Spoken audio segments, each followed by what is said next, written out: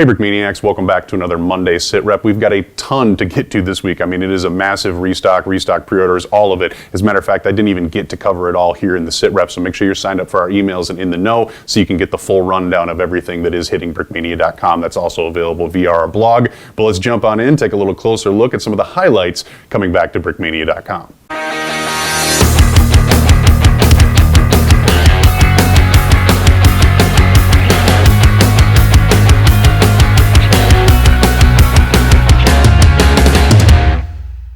Okay, and like I said, we've got a ton to get to, so we're going to start things off with this gigantic beast of a kit, the AEG. First thing I notice outside of the brick-built color scheme is the incredible printing we have going on in the nose here. That is just awesome, a whale face. You don't get to see whales on the front of aircraft very often. Look at that artwork on the eye there and the mouth. That's just, it's so good looking. Obviously, the color scheme and just the shape of this aircraft as well makes it an incredibly unique build. I think one of the other things that's just incredibly impressive about this model, and if you check out the designer studio that we recently did on this, you'll see Andrea kind of manhandling even more, but this thing is solid.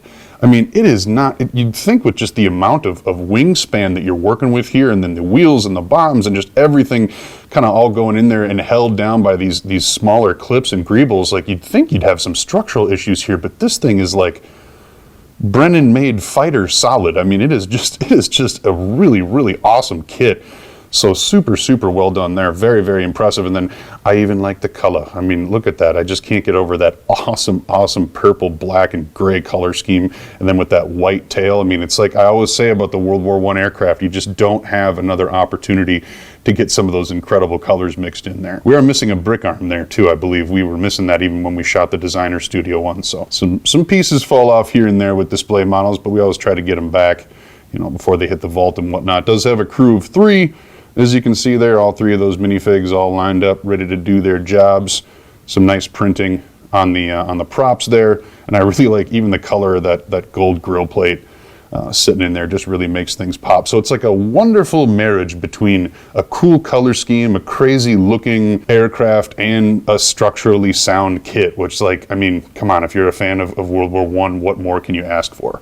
Moving on here, we have the Cessna Dragonfly, which if that first aircraft didn't do it for you when it comes to just kind of weird oddities, well, maybe this one will take the cake a little bit more. As you can see, we've got a nice little brick-built payload here, as well as just an incredibly uniquely shaped aircraft. Another one, too, that's just really freaking sturdy. I mean, this is an incredibly swooshable model. Solid bricks all the way through. You can tell there's really no pinch points in the fuselage where you're like, oh, don't grab it there. Just nice and solid, loaded up with lots of printed details. You can see everything from the rocket pods over here to some of the stuff along the sides and then back along the tail there. So some cool stuff to complement what is already another epic camo scheme. That must be the theme for this week, is just cool camo schemes with aircraft coming back, because between the AEG and this, you really just get to see some cool stuff. This cockpit is also absolutely wild. You can see you've got the other seat open up there because it is technically a 2-seater, though with minifigures you're not going to be able to fit them side by side because they're chonky boys. But we got a little pilot nestled in there. I'll grab him out. Fairly simple artwork wise, but I really enjoy the facial expression that we got rocking here. So that's a cool little addition to this minifigure as well. Otherwise, continuing the kit itself, look at that cockpit. Like I said, those details on the front there, if you can see down in there, yep, look at that. Look at everything printed there, from the sight to the control panel to that other cheese slope down in there. Just a lot going on. And that is in addition to everything else that this kit has to offer, including the incredibly unique shape and sturdiness of everything, which is just really, really cool to see. Got enough drop tanks on this thing? My goodness, I mean, I'm going to fly forever at this point. So yeah, very, very cool to see Cessna Dragonfly back on pre-order on brickmania.com. Up next, it's the D6, and we are continuing still in the pre-order phase here, so all of these back in action on brickmania.com. Look, more faces. We got a whale face and then a face of some sort, but it's cool looking. It's a nice little piece of artwork to go on to what is already a very pretty looking plane. Check out that cross element printing on the top here. That is just downright impressive, seeing that whole thing. I mean, it's a simple print in theory, but not when you add that curve to it. keeping those lines super straight. That is all stuff that our team has to troubleshoot to be able to get to look right, because you can't have wonky looking Balkan cruises on top of your aircraft there. So you can see we got printing on the sides there as well. This one back here is a sticker, I believe, and some nice brick built striping along the tail there. Again, another aircraft that when you look at the build and you don't have it in your hands, you go, well, yeah, it looks cool, but is it sturdy? Can I swoosh it like a fighter? Yes, it is. It is sturdy and swooshable and works really, really well. I mean, you can give this thing a pretty good pinch. It's not going to collapse, so there isn't a lot of delicateness to a plane that looks like it should be fairly delicate, to be totally honest. You know what I mean? Just when you have to support those bricks with these bar connections like that, some people can pull it off, some people can't. This model definitely comes through. Squish that back down there. There we go. Some nice prints there on the front for the propeller, but ultimately just a nice solid model. Let's see if I can get that minifig out. All right, so we've seen this artwork before, fairly simple, nice loadout. For some reason, I don't know why, I always think these guys look like they're bad guys in a Tintin book. If any of you guys have read those, you can confirm whether or not I'm just crazy or if they do kind of look like the villains in those series for whatever reason. So, but yeah, sharp looking figure, nice, clean, good addition, looks good standing next to the aircraft or piloting it, however you choose to display. The D6. Okay, and here we have the S-75 Divina, which I don't know what to do with. It's not that it's delicate, it's just that it's not really made to be picked up. You know what I mean? It's got cool functions. You can see it rotates all the way around there. Another build that's just got like a lot going on. Okay, so now we have the rocket projectile actually separated from the launcher. You can see those two studs right there are exactly how it integrates onto the launcher itself.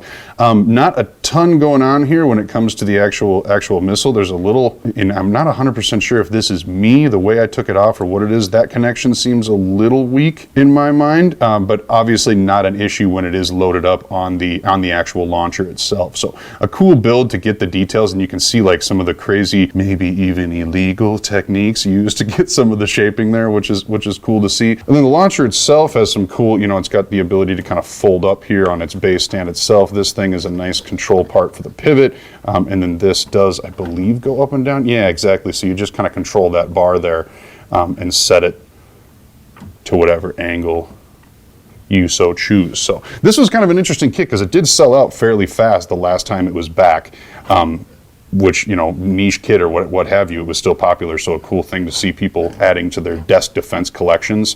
And now it is back for a second batch. So if this is on your list, it's now available on pre-order. Go pick it up. Okay, moving on into the straight up restocks. One of my favorite kits that we have released this year is back in action. This is the M1A1 155 millimeter howitzer, more specifically from the 333rd Artillery Battalion. Couple of reasons to just absolutely love this kit. One is the price point. It's just very, very friendly. You don't have to mess around with too much printing or whatever because it's got all the details it needs brick built into the mock itself. Very functional and sturdy for an artillery piece. Super, super easy to click these back together, get it ready to get towed. It's got a really nice posing mechanism here, and then obviously that stabilizer there on the front. So it's just very mock ready. I know I always say this when I'm talking about these artillery pieces, but like seriously guys, think about it. All you need is this setup, some sandbags, some turf, and then this one even includes a minifigure from the 333rd with the kit. So you've already got a figure included with it if you only want one guy standing there. Obviously you could use a few more, but that's still pretty cool to see. And not to mention this is a super simple loadout, so it's might be easier for you to track down some additional people to set up your mock rather than something that's really, really tailored to be specific or whatever as well. So I absolutely adore this kit. I'm a big fan of the functionality. I'm a big fan of just the way it looks. I mean, it is a sweet looking gun even in real life, and that is totally true in brick built form as well. So very, very neat to see this back in action on brickmania.com. And if you don't own this set and you are a World War II collector, all I have to ask is why. It should definitely be in your inventory because it is just a really, really sharp looking build, incredibly functional, detailed, all that kind of stuff. I'll stop talking about it now and we'll move on. We got a nice little 1-2 punch here back in action as well. So not only do we have the Desert Storm variant of the Humvee back as well, we also have the Desert Storm U.S. Army Infantry with that incredible 3D and UV printed gas mask that integrates so well with that modern combat helmet. Super sharp looking figure. Definitely one of those upgrades where it was like, oh my gosh, that's a serious upgrade. Yes, because the capabilities just were not there the last time this figure was created from scratch. So really neat to see the integration of that. I know some people have asked like, well, what's going on with the head underneath there? Well, it is black so that it shows through the eyes like that because we've wanted it that way. But you've got your own heads, or you can pick up some heads or whatever. Go ahead and customize it however you want.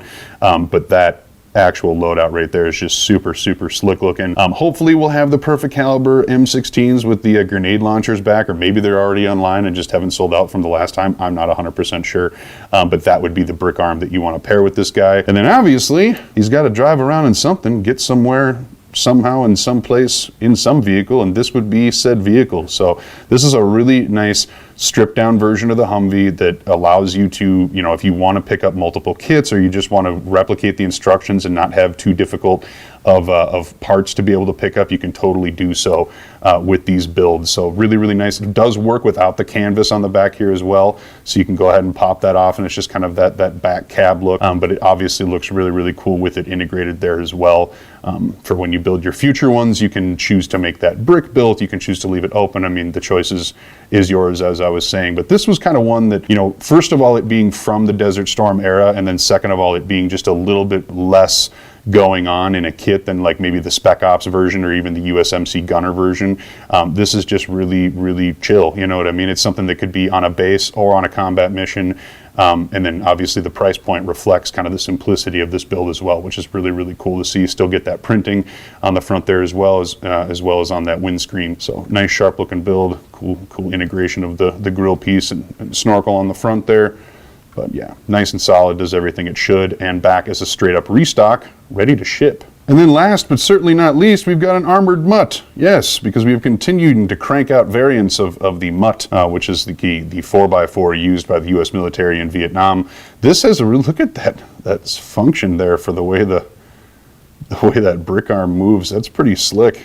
Nicely done. I believe John was our designer on this bad boy here. It does come with a pair of minifigures with this as well, but look at how unique this vehicle is. So yeah, that's an interesting point too. So this was something that John really wanted to capture. That front windscreen actually does have kind of a lean to it. That angle there you can see is actually intentional. It's not something where the connection was just a little funky there. That is trying to capture some of the actual detail from the vehicle itself. You can see we got that beautiful printed brick lined up right there, which is a nice addition, and I believe that was also intentional to leave it on that white piece, because you can have it there or you can put it on a different build. It just is a nice printed element to come with this. Whether or not you want to make it an MP variant is completely up to you. It's like we got a little extra jerry can and tire on the back here, big old antenna, and then what's that? Oh, that's right. How could I forget the chocolate bars?